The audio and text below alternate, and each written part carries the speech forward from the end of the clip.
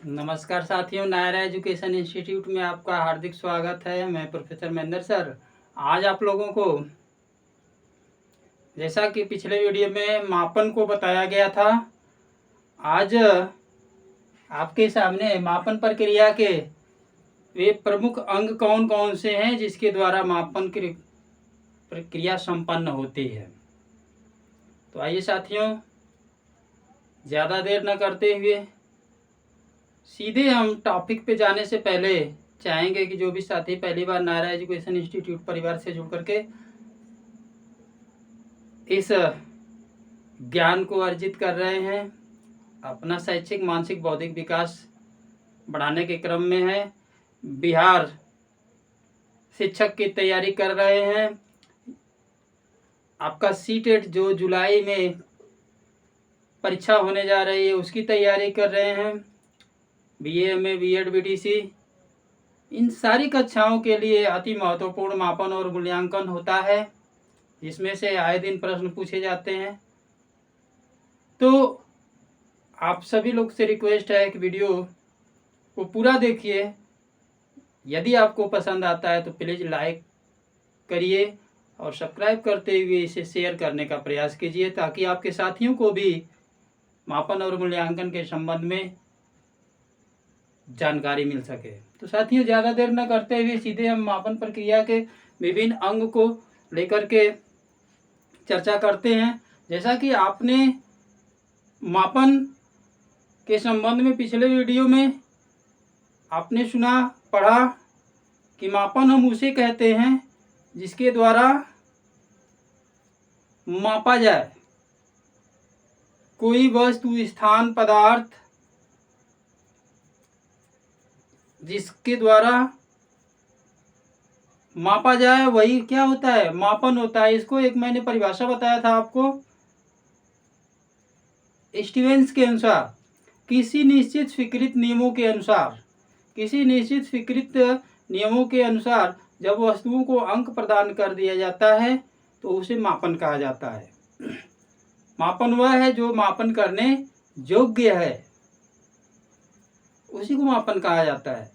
तो साथियों, स्टीवेंस की परिभाषा मैंने बताया था, एक परिभाषा और मैंने लिखा है, नियमों के अनुसार वस्तुओं या घटनाओं को प्रतीकों में व्यक्त करना ही मापन है। आपसे परीक्षा में पूछा जा सकता है, बिहार शिक्षक की परीक्षा बीपीएससी या फिर सीटेट जुलाई में जो परीक्षा होने जा रही है उसके लिए, और यही नहीं, नेट जेआरएफ पीएचडी, इन सारी परीक्षाओं के लिए बेहद महत्वपूर्ण है। और आपने देखा स्टीवेंस की परिभाषा कि मापन उसे कहते हैं जो किन्हीं निश्चित स्वीकृत नियमों के अनुसार वस्तुओं को अंक प्रदान करता है। और यहाँ पर आपको जो है कि नियमों के अनुसार वस्तुओं या घटनाओं को प्रतीकों में व्यक्त करता है। यहाँ पर वस्तुओं या घटनाओं को जो है प्रतीकों में व्यक्त करता है, उसे मापन कहते हैं। तो ये किसकी परिभाषा, ये कथन किसका है? तो साथियों, ये कथन जो है कैंपबेल का है। किसका है? कैंपबेल।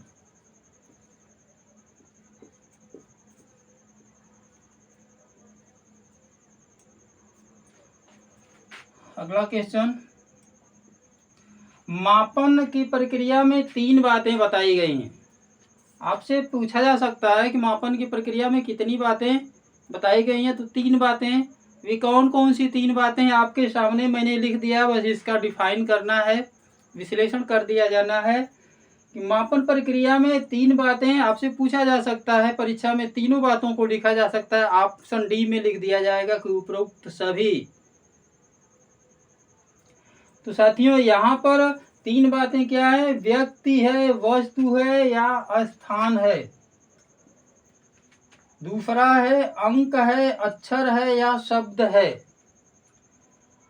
और तीसरा है पूर्व निर्धारित नियम। मैंने मापन में बताया था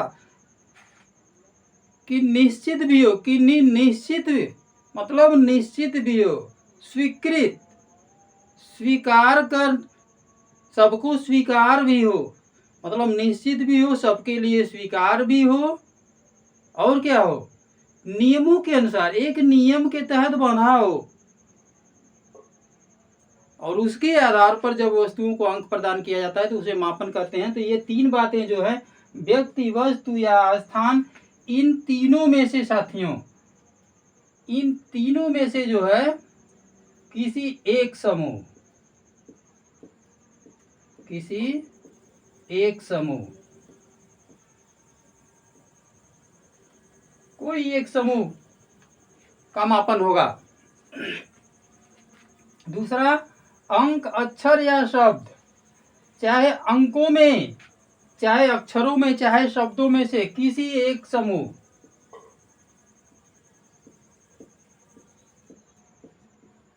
किसी एक समूह का मापन करना है। और ये जो अंक हैं, अक्षर हैं या शब्द हैं, इनके जो समूह हैं, इनमें से जो कोई एक समूह जो है जिसका मापन किया जाना है, वह पहले से क्या है, एक नियम के अंतर्गत जो है बंधा हुआ हो। तो इसमें पूर्व निर्धारित नियमों के अनुसार, चाहे अंक हो, अक्षर हो या शब्द हो,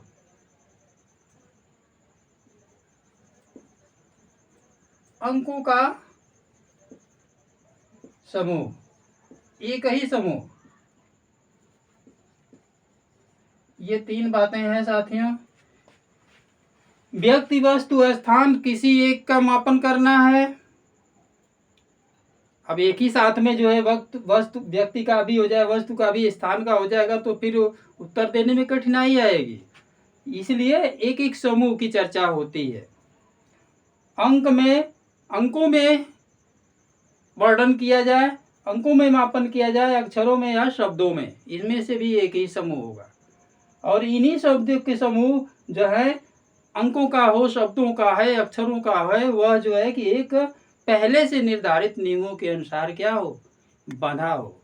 अगर नियम से है, सबको स्वीकार है, निश्चित है, तभी वो क्या कहा जाएगा, मापन। इसके लिए ये आवश्यक तीन बातें बताई गई हैं।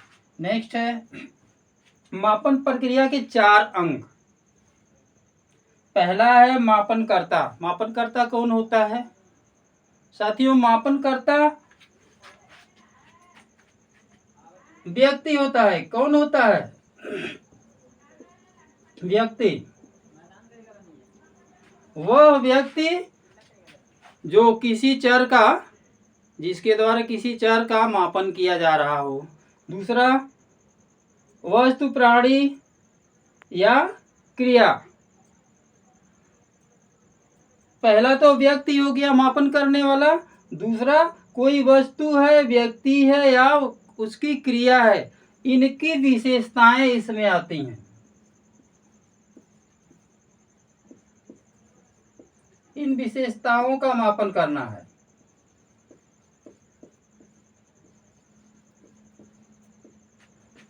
तीसरा है वह विशेषता जिसका मापन करना है। पहले में आपने देखा कि मापनकर्ता कोई व्यक्ति है जिसके द्वारा किसी व्यक्ति, स्थान या प्राणी, पदार्थ किसी का मापन किया जाना है, उसकी गुण विशेषताओं का मापन किया जाना है। तीसरे में वह विशेषता जिसका मापन करना है। अब किसी की विशेषताएं एक ही नहीं होंगी, कई विशेषताएं होंगी। तो जब कई विशेषताएं होंगी तो सारी विशेषताओं का मापन एक ही बार में करना संभव नहीं है साथियों। तो किन्हीं एक विशेषताओं का मापन करना है। किसका? वह विशेषता जिसका मापन करना है कोई